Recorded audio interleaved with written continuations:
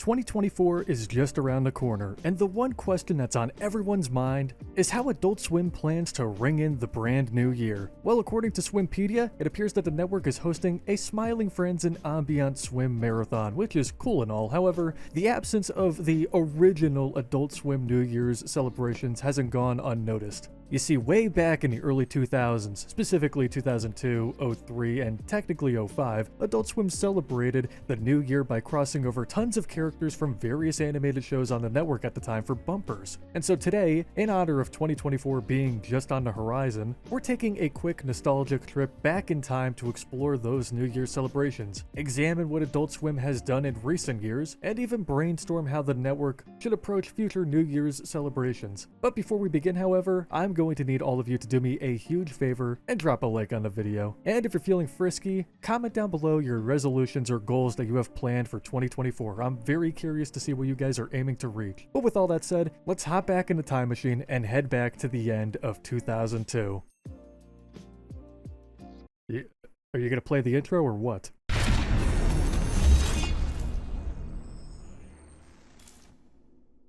Adult Swim's New Year's Eve Bash 2002. The celebrations began on December 31st, 2002 when Adult Swim hosted their first New Year's Eve Bash. For 4 hours during commercial breaks, Brack from The Brack Show and Carl from Aqua Teen rung in the new year live from Times Square. These two characters discussed their best and worst memories of 2002, talked about their New Year's resolutions, Carl vented his frustrations about Brack, they showcased some teasers for Futurama which eventually came to the network, and they got to see the giant ball drop, or I guess the giant meat wad drop. These bumpers were a very unique approach to celebrating the festivities, and it's honestly insane to me how the network hasn't tried to continue or even reboot this really unique celebration. Imagine a modernized version of Adult Swim's New Year's Eve Bash with, I don't know, Frylock and Pib, or Rick and Nathan Explosion, standing in the middle of Times Square rambling about their problems and reviewing the year as a whole. The dynamic between a lot of the current lineup of characters on the network would make for some very interesting content if you ask me. But alas, this was the only time, at least that I can remember, where Adult Swim threw two characters from totally different shows with different personalities in front of some Times Square footage and had a ball, or I guess a meat wad drop. Look at him up there, he's just adorable. If you guys want to see all of the Adult Swim New Year's Eve Bash 2002 bumpers, they're available on a YouTube channel called Bump Archive, which I will link in the description below if you guys want to check them out. In total, it's about 11 minutes. Now, although I love these bumpers, I don't believe that this is the single greatest Adult Swim New Year's celebration. In fact, the best celebration, in my personal opinion, is the following year. Bashington's New Year's Eve 2003. The following year, on December 31st, 2003, Brack returned alongside his family for a huge celebration. The Brack family hosted a New Year's Eve bash at their house and invited dozens of other Adult Swim characters like the cast of Aqua Teen, Lab 2021, Space Ghost, Harvey Birdman, etc. to partake in the fun. Basically, every single main Adult Swim character on air at the time made an appearance during this event. Bumpers of these characters interacting and mingling at the party would play throughout the night in between the regular block, and when combined together form 11 minutes of pure insanity. This event was probably the closest we've ever gotten to seeing a full-blown network crossover. And just like I previously mentioned, I have zero ideas as to why the network hasn't tried to continue or even reboot this idea with more characters and crazier interactions. Speaking of interactions, there were a handful of hilarious moments that occurred during these bumpers. Although every event and conversation that happened here isn't really canon between any of these shows, we do learn that Thundercleese was created by Frylock, and we also get to see the Space Ghost and Brack show Zorax on screen battle it out for superiority. There's also some guitar shredding from Aqua Teen's co-creator Matt Malero, Frylock zaps Hesh for being annoying, Carl tries to sleep with Debbie, Brack and Meatwad get drunk, Space Ghost offers the surviving Zorak a job, and even George Lowe appears to break the fourth wall. But the biggest middle finger of the night was when it was revealed that the Brack show was cancelled. Yes, on New Year's Eve 03, it was announced that the Brack show was cancelled. I guess Brack show Zorak can now fulfill his obligations to Coast since he no longer has another job. Ugh, yikes. Jesus Christ. Oh, that's awkward. only a few months later. Besides that, this event was spectacular, which is a word I never use because it's way too big for my small brain to even comprehend. Anyways, I would do so many illegal things just for the network to host a modernized, rebooted version of a New Year's Bash. Not just featuring Adult Swim's old characters, but also the new characters as well. Anyways, if you would like to see this event in full, check out Cool Clips Club on YouTube as they uploaded the entire event to their channel. So, did Adult Swim manage to top this event in the following year? Well, not exactly. New Year's 2004, Read or Die. To my understanding, on December 31st, 2004, Adult Swim really didn't do anything to celebrate the new year besides showcasing an OVA titled Read or Die, which I haven't personally seen before, although I'm very interested in checking it out now because a lot of the old anime Adult Swim used to air was really good. The rest of the block for tonight featured Futurama, Family Guy, and then another showing of Read or Die. You know, as much as I like anime, 2004 seemed like a dud compared to the previous 2 years. However, Adult Swim sort of redeemed themselves a little bit in the following year. New Year's Eve 2005. This next event wasn't really exclusive to the network, however, Adult Swim characters are involved in this, so I figured I'd include it. On New Year's Eve 2005, the band Widespread Panic hosted their annual New Year's Bash at the Phillips Arena in Atlanta, Georgia, with some cameos from Adult Swim characters. 2 animated clips played throughout the night of this event. The first clip was of the Mooninites ringing in the new year from the moon, and the second was of the current Adult Swim lineup for 2005 outside of Carl's house, counting down to 2006. This crossover, at least for me, wasn't as exciting to see compared to 03's celebration, but it was still awesome to see the Aqua Teens, Space Ghost, Early, the Perfect Hair Forever crew, and more outside of Carl's house, watching the ball drop and counting down together. Although I'm gonna have to deduct brownie points for not putting Meatwad as the ball. Despite these clips not being as exciting as the previous years, I still think they're really cool, and it's a damn shame that we really haven't gotten anything like this since. Speaking of those clips, both clips are available to watch on Widespread Panic's YouTube channel. So, did Adult Swim do anything else exciting from 2006 to now? Well, yes, but also no. I guess it just depends on how you look at it. You know what? Why don't we just run through 2006 to now and talk about what Adult Swim has done to celebrate New Year's.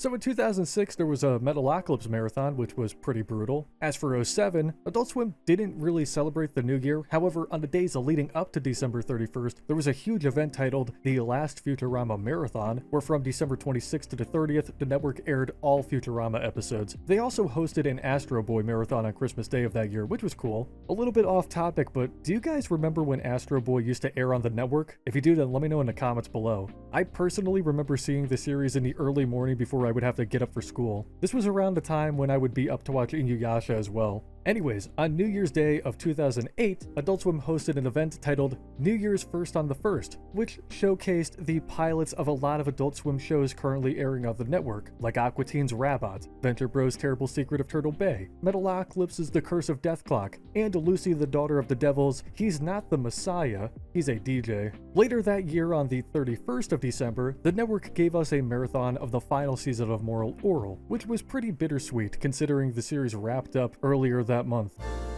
On New Year's Eve, Adult Swim celebrates the final season of Moral Oral.